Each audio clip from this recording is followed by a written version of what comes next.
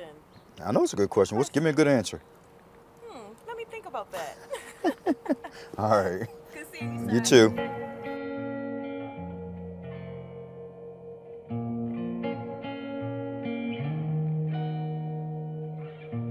Listen, some people are born into this, though. Some people are born into this. And so if this is all they know for generations, from the environment to the lifestyle of how you make money or how you survive, and if that's all it is to them, survival, their grandparents just got by surviving, their parents survived and now they're surviving, if that's all you know, that's all you know at the end of the day.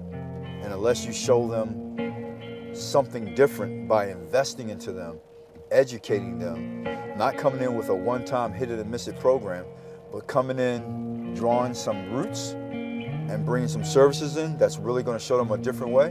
You got to understand, like a lot of kids in Baltimore and even grown men and women, they've never been out of their communities. They've never even been over to the other side of town.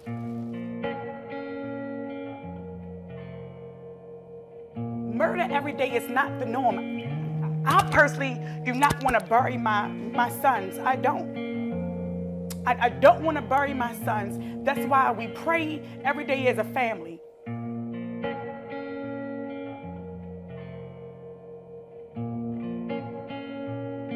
America, you created a monster. Oh Allah, please protect us as we walk through these dark pastures. Minus the presence of all the cameras and the pastors. Why? Because they look right at us and didn't see past us. Only see dollar signs, blind to the black bodies dying. We was chilling outside, that's when we heard the sirens. That's when the bullets started flying. See, black mothers crying, but ain't nobody notice it. Until we started hurting economics. I used to wish I was one of them kids on that Jaheim song. I mean, this is influential. So this is Dr. King in the 50s, 60s, and this is 2015. Nothing changed. I wouldn't say nothing changed. It's the amount of change that is necessary to stop the problems is so great that it won't change in our lifetimes. It won't change in the next lifetime. The work that we're doing now is for 3 generations from now. Like, you know, we see the power of voting and how that can be impactful to the black community 50 years after Dr. King was influential in passing the Voter Rights Act of 1964. So now it's more easier for black people to become politicians and have influence in legislation, but the issues with police brutality, reforming police departments, that won't happen overnight. These are systems of power. We're asking people to give up power. We're asking people to give up privilege. And that is not something easy to swallow. It's not something that anybody would be willing to give up. And that's why, you know, the fight that we're fighting now is to make it easier for other individuals who come after us to have a route to that avenue of success.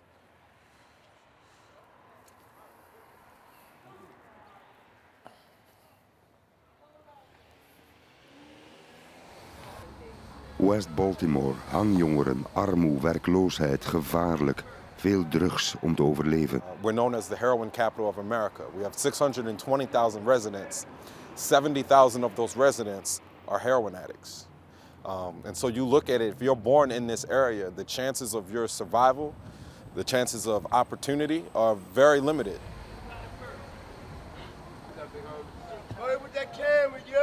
It's not as easy as just getting up and finding a job because there are no access to jobs around here, right? There's no sit-down restaurants. There's no investment. There are vacant homes, though. There's lack of opportunity. And that's more persistent and more dominant than there are, you know, access to resources. Took their father away. They can never see their father again. You stole something you can't replace. You can't put a price on my brothers and sisters' lives. West Wednesday, al 5 jaar lang, elke woensdag protest. Tyrone West stierf na een verkeerscontrole. Zwarte man, 44, stierf op straat. Door blind politiegeweld. They pulled him out by his dreadlocks. Immediately started pepper spraying, tasing, kicking, stomping him. And immediately my brothers at this point, like, why are you pulling me over? Like, he didn't even know. Witnesses said he had his driver's license in his hand. He turned the console on in my car so that way they could see, hey, I'm an unarmed person. I don't even know why I'm being pulled over type of thing. And literally, he started getting tortured. Cell phone video captures tense moments following a traffic stop that turned into a deadly altercation between Baltimore police and 44-year-old Tyrone West. It happened last Thursday in Northeast Baltimore. Investigators say police wanted to search West's car for drugs, but he resisted arrest and stopped breathing after a struggle with officers who then tried to give him CPR. But several witnesses have reported that police beat West unconscious. They were hitting him with batons, they were kicking him in his head, they were kicking him in his back. My nightmare really became a true nightmare when I pulled back the sheets to see my brother's body hacked into, tortured, brutalized. He still had bruises like all over his body, track marks, looked like a train track. De politie van Baltimore begon met een doofpotoperatie. Zei dat Tyrone cocaïne bij zich had, nooit gevonden, autopsiefoto's niet gemaakt, videobeelden van het incident verdwenen. Alle 9 agenten gingen vrij uit. Because I'm angry because my family shouldn't have went through what we went through, but I'm angry because it's still happening to families, and despite what we went through, like protesting week after week, people were laughing at us and we kept telling them how dirty Baltimore City police officers was, that they was the worst gang in America, right? People didn't believe my family. Zoveel stierven in politiehanden. Freddie Gray, Eric Garner, Michael Brown. Told him not to reach for it. I told him to get his hand out. Philando Castile. Een lange lijst namen. I heard someone, a good friend of mine, a federal judge, say it best just yesterday. We were out together and I heard him say that he's in total agreement with me that the police department primarily has a lot of mostly good officers. But unfortunately, especially in this line of work, it just takes a few. Just a few to spoil the whole bunch, and not literally, but to spoil the image for the whole bunch, right? So you get 6 or 7 guys who clearly were doing corruptible and criminal things, and that paints a broad brush over the entire department. You get some people who are questionable or never were pro-police, and now it's like, I told you so. You know, they're dirty, they're all dirty and they're all corrupt. Some that were on the fence, now they start saying, they all are corrupt, you know. And it's a blessing when you can find those core group of individuals, and there are a lot of them out there that will not take the judgment or the actions of a few guys and then take the position that they absolutely have spoiled the whole bunch, right? Because there are a lot of good officers, and most of them have great intentions. Hello. Well, we're the resource center, so we're like the attachment, like the support center of the recovery center. So after people come and get clean, we help them on this end get jobs, get training, get their high school diploma, get in different extracurricular activities. We host NA meetings, which help them pretty much everything to help them maintain their recovery.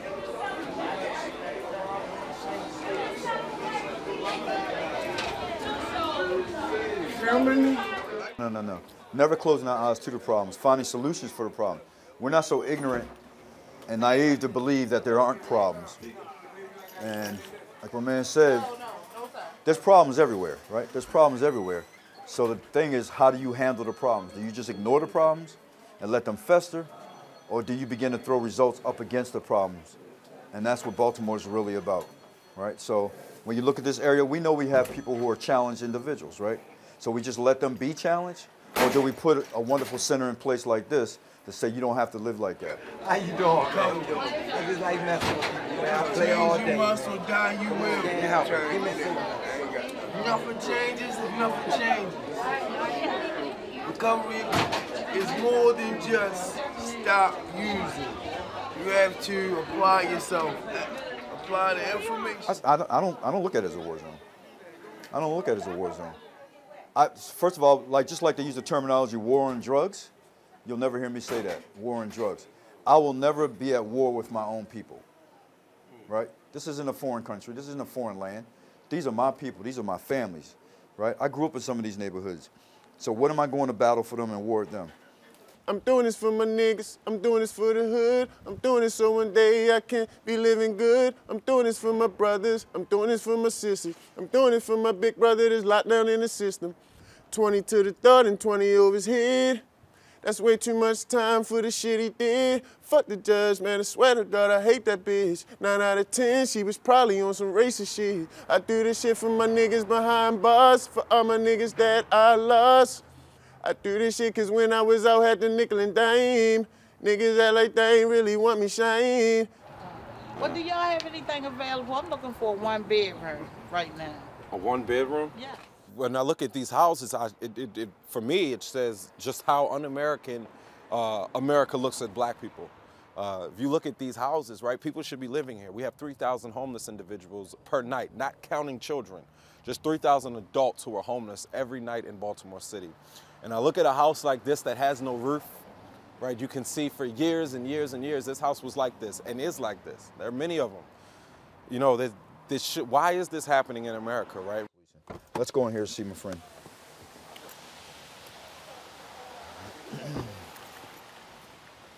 How are you, sir? Good. That's a good picture. I haven't seen that in a while. Hey, baby. How are you? How are you? How are you? What's up, daughter? Hello, hello, hello. Welcome. Hi. How are you? Hi. Good, good. Hello. Y'all in the middle of the expansion.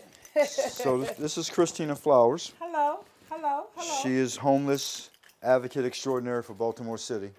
Yes. Okay. Sheltered homeless individuals, anywhere from 25 to 3,000. The number has lowered for the street homeless individuals because we do a yearly, bi-yearly count of street engagement, like they go out for a weekend where they engage street homeless individuals in cars, under bridges, sleeping in doorways. That's a lot of people. Yeah, so that's why we got to have a lot of great programs to make sure that we can meet their services needs. So, but the numbers are going down, so we're working aggressively on partnering with entities to make sure. How does that come, that they go down? Housing, creating housing opportunities. You know, partnering with individuals that have the space to service some of our street homeless people. So it's basically the opportunity of getting out there and doing the outreach. So this is Dana. Dana was once homeless outside on the streets, and basically it was just being a part of his emergency, just helping him, giving him the tools that he needed to not be homeless, to empower himself. So Dana can be able to share where he was at with his story. I was Falls Way, outside, living this place and living that place, no real stable place to stay. I was out there looking for something to eat. Miss Flowers showed up serving dinners, and she said, "Do anyone need residents?" And I appreciate you, Miss Flowers, because she gave me some housing, and I feel like I can go on with my life now, be able to be a productive member of society. You know, I feel like I can reach out and help someone else that's been in my situation too. What happened to you? Bills, getting caught up being late on bills, and you know, if you don't know, well, they took all my money at one certain time, and it made me short on the rent for my 1 month, and it made me short another month trying to catch up, play that catch-up game, and and it got me behind where I couldn't live to stay in my place no more. I had to be on the street until something else came through that gave me another shot, because I had it rough. It was rough for me, you know, staying in this place and staying in that place. Really not knowing where my next meal gonna come from, because I lost all my ID. You know, I lost my light wallet, so I didn't have ID to get a job or a temp agency or anything like that. So it was, and then they make you wait. Then the process for getting your license back or ID back is sometimes it ain't that fast. So then you got to wait for that while you trying to make some money somewhere and look for something. So she was just a big help all around the board, you know, with housing and providing dinners and everything that she does. She's awesome to me. She's awesome in my eyes. So that way when you go out, you guys will have a flyer that y'all can give individuals if they want to be able to call the office, reach out. It's going to have the website on there. So 746. That's 6496. Okay. 6496. I'm on record saying that Barack Obama didn't do a damn thing for black people. He was a false hope. And I remember in high school marching for Obama. I remember standing in 20-degree weather on January 20th of, 2008, when Barack Obama was sworn in. It was at 2009 when Barack Obama was sworn in. Barack Obama was a figurehead for a bigger issue, right? America, this most powerful nation on earth, only has 2 political parties that are represented on a wide stream, a wide spectrum across America in politics, right? You have to either have to be Democrat or Republican. That's not fair. Democrats, Dr. Martin Luther King said, the biggest threat to the black community is not the white supremacist, it's the white liberal, the one who is the wolf in sheep's clothing, right? The Democratic Party for far too long in America has been that. They have been the wolf in sheep's clothing. They've lied to black people. They've given us Barack Obama. Barack Obama, we saw, he did not represent the interest of uplifting black people or improving the quality of life for us, or putting in place or arguing for legislation on our behalf. Barack Obama was also responsible for the more drone strikes than any other president, killing brown children in the Middle East. It's not about black individuals. It's about the system of white supremacy and how we use black individuals as token heads. You got Barack Obama, you got Oprah, you got all these black elites. And the way that you get black elites and give them a seat at the table is they cut off ties to black people that live everyday life and struggle. I'm Kwame. What's your name? Omar. Omar? Yes, nice sir. to meet you, big brother. Nice to meet you. Nice to hear a young brother speaking the truth, man. Yeah. I only caught a little bit, but what you said, man, that's the truth. Yeah, thank you, man. Yeah, man. I'm just a reflection of you, big brother. It's what white society wants you to hear, what wants you to be. Racism is not new. It's not something that just happened once Donald Trump became president. Racism is something that this country was built in. It's embedded into the fabric of America. Free our minds and heal our souls. Lord, you know it's a state of emergency. And it's sad that I look at when Dr. King was assassinated. He died so that we wouldn't be living this nightmare. He didn't die for us to live and go through what we're going through. And I felt like my brother got killed so no other family wouldn't go through, and we're still going through this pain. But until we realize the power that we have inside of us and stop letting them win with the divide and conquer game and realizing that all of this stuff is connected. From police brutality to community violence, because I won't dare call it black on black crime, because why is it labeled? Caucasians kill Caucasians. They don't call that Caucasian on Caucasian crime. Asians kill Asians. It's not Asian and Asian crime. So I'm not going to dare put my people in a box. So community violence. But what they'll do is say community violence over here, police brutalities over here, the low wages, the homelessness, it's all together under a system that was designed and set in place to fail my people. Zwart protest krijgt weinig aandacht in de VS. Afro-Amerikanen voelen zich achtergesteld en doodgezwegen. It's horrible to be black in 2018 anywhere, because it's not a Baltimore thing. Let's be crystal clear. One thing about being African American and being a black queen, I can't take the skin off. I can take my clothes off, jewelry off, all that. The skin don't come off. The skin don't come off. So wherever you go, you're going to deal with certain ills and issues. You're going to deal with it. Just reality. Tyrone's leven leek maar weinig waard. Een zwart leven waar het systeem niet naar omkijkt. Tawanda noemt het gelegaliseerde volkerenmoord. It would be easy if it was just those corrupt officers that murdered my brother. That would be an easy case. I could shut them down by myself, literally. Literally by myself, exposing them jokers. Every day of the week, I would quit my job and shut them down, okay?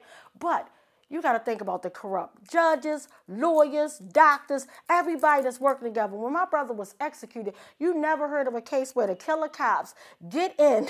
They don't even call the paramedics for my brother. He wasn't even good enough for a 911 call. The reason the paramedics showed up that day, because Killer Chapman got pepper sprayed. He was spraying so much of a backlash got in his eyes, and he was having a fit to the point that his own sisters and brothers in blue couldn't calm him down. He was out of control. So with that being said, all these corrupt people, where you going to get some justice from when everybody's covering up? Right here. The killer's house. Right here. They need to dismantle this damn thing. Do you think that all Americans are equal?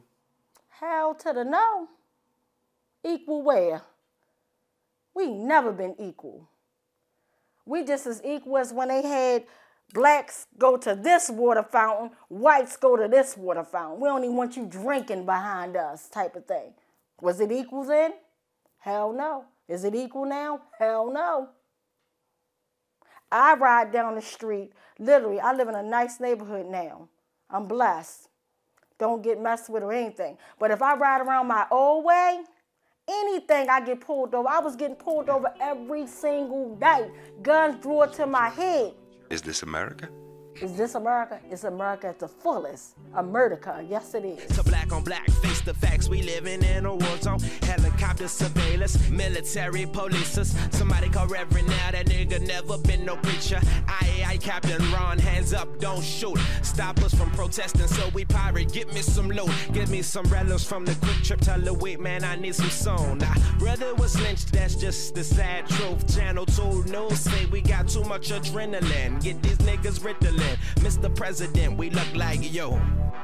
Close your eyes. The CVS that everybody saw burn down has been rebuilt bigger and better, but that's the actual CVS location that burnt down. Looks a little bit different from the original, but it's the same location.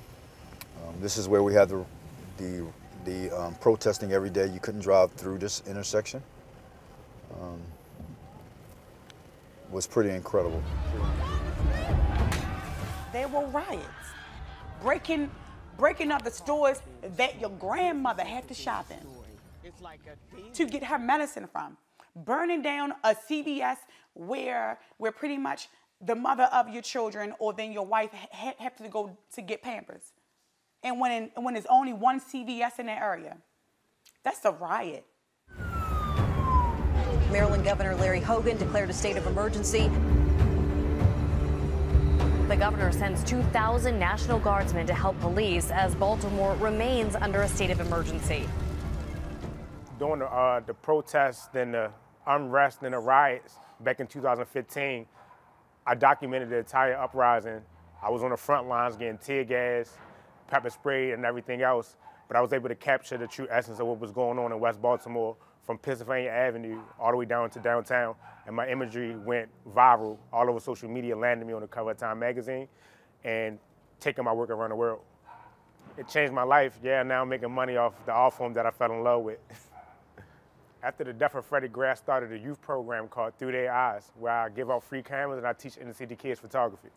I teach kids how to digest the world and regurgitate it through art. So I take them around the city, around their own neighborhoods, and I help them create art, and then we do art shows where they get to sell their own artwork. They kids like me. They kids from West Baltimore, East Baltimore, you know, just trying to survive and trying to understand the world. One thing about fear, growing up in Baltimore, you can't have no fear. That's how you survive.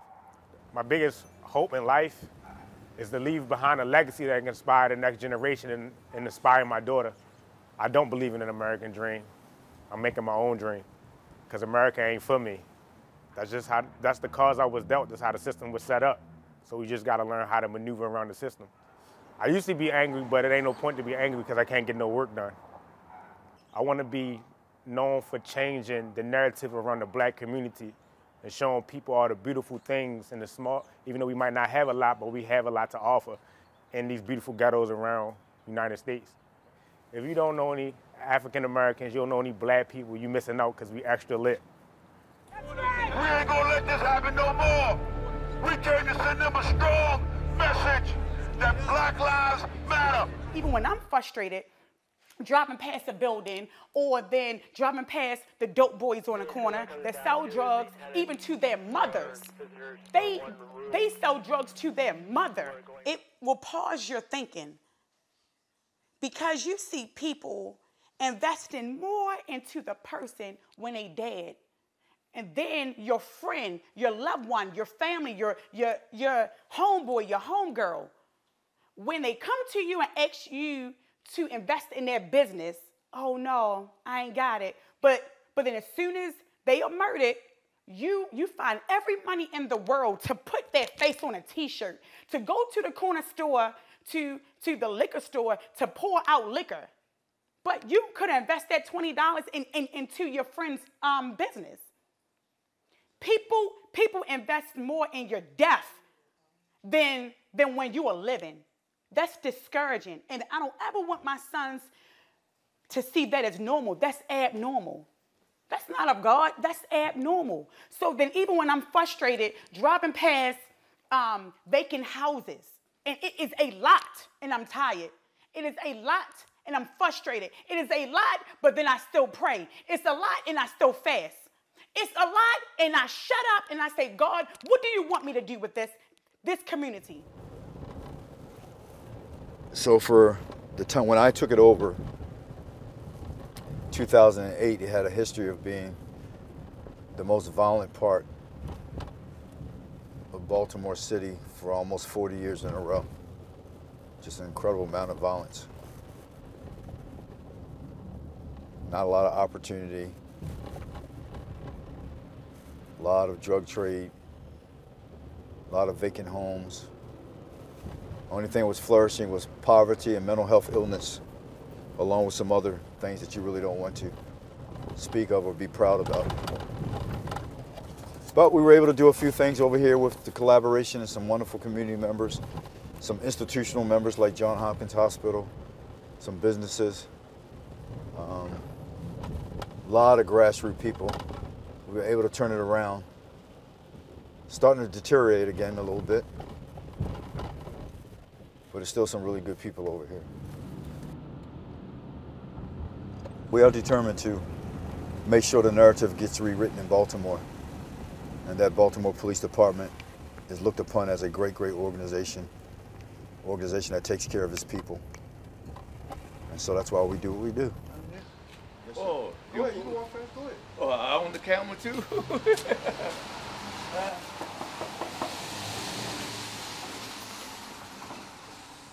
I said, why you not on the door? Was you in the bathroom? Huh? Was you in the bathroom? No, I had to run upstairs real quick. Hi, Uncle Mervin. Hey, How you baby. feeling? I'm good. This school year, my son, my oldest son, Xavier, lost a classmate. And not to get on him, but when I asked him, how does that make you feel? And I don't know if you remember this, Xavier, but, and I asked my oldest son, that's 15, and that's 6'3", and he doesn't look like he's 15 with all his facial hair, but he's only 15 years old. And when I tell you, and he was like, oh, you know, like it was the norm. That's not the norm. Murder every day is not the norm. I personally do not want to bury my sons. I don't. It's like a wild feeling because like my homeboy Dre, he got killed on like New Year's Eve. Like New Year's Eve when like the year just started, he was the first person that died that year. Coming off a record year of violence, Baltimore City saw its first homicide of 2018, just 15 hours into the new year. A teenager was shot and killed in South Baltimore near Eagle and South Payson Streets. Then just 2 hours and then it was not funny, but it's crazy because I was just texting him off of Instagram, so like checking on him.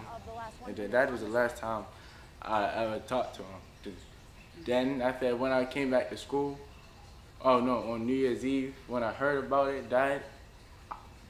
I didn't know it was him. I thought it was just somebody like, you know, drug dealer or somebody. It was on this sidewalk where 16-year-old Andre Galloway was fatally shot at 3:40 in the afternoon. I was shocked. A lot of people at my school were shocked that when he told me, I seen him all down my timeline, everybody crying, his mother crying on Instagram.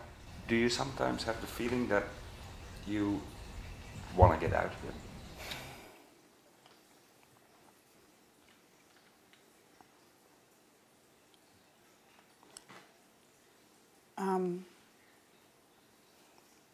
I do. But if I leave, then I'm telling you, other people will leave, because a lot of people are looking at me as if I'm the golden child, and I'm like, I come from the same dirty, disgusting neighborhoods that y'all do. And don't get me wrong, I believe in the power of my voice, and I believe in the power of God. But, right. And sometimes people will put so much pressure on you to survive and be the one that make it. And I'm just like, I need to be encouraged. I need to be encouraged. And that's why I want to travel with my sons. I want to travel with my sons. I don't want them to ever experience or to ever say I'm 30 or I'm 40 years old and never been out of Baltimore. You want to see all your communities done better. You want to see wealth spread. You want to see programs spread. You want to see more money going into, rather than prison systems, more money goes into your educational systems. There's a whole lot of redirection of things that I think so many millions and millions of people will agree that we should do. Why do we spend a lot of money on an industry of caging people up? Why do we do that? Same amount of money it takes to cage somebody for an entire year, you could send them to Princeton. And I'm just saying it would pay someone, you could pay someone's tuition to go to Princeton. So if you're going to spend $60, $70, $80, $90,000 to house one individual in jail, and sometimes for the most pettiest of things, when they could be reformed and rehabilitated, why not take a fraction of that money and invest in that human being? But no, you leave them in prison, and prison, let's face it, is not a place of reformation. It's not a place of reform. It's not a place where they will become rehabilitated. It's a place, and I love something, I call him my mentor, a federal judge, brilliant man, grew right up in these streets in Baltimore. He uses the terminology criminal genetics, right? So prison has long moved away from being a place of reform and rehabilitation. It's just a place of business and retribution. He what?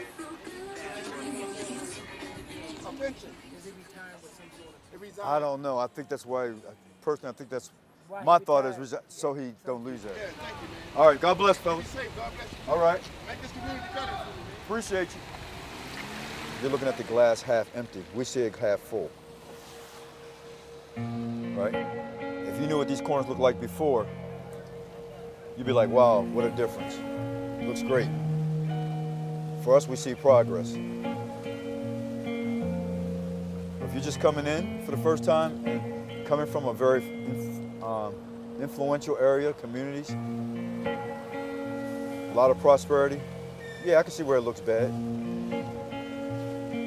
And we still have a whole lot more growing to do. Look at all the banding places, all the banding buildings. So I get that.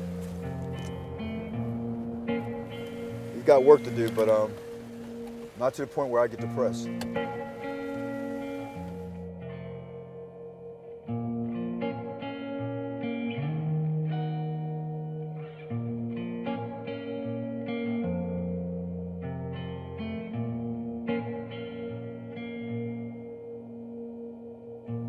I'm on the side,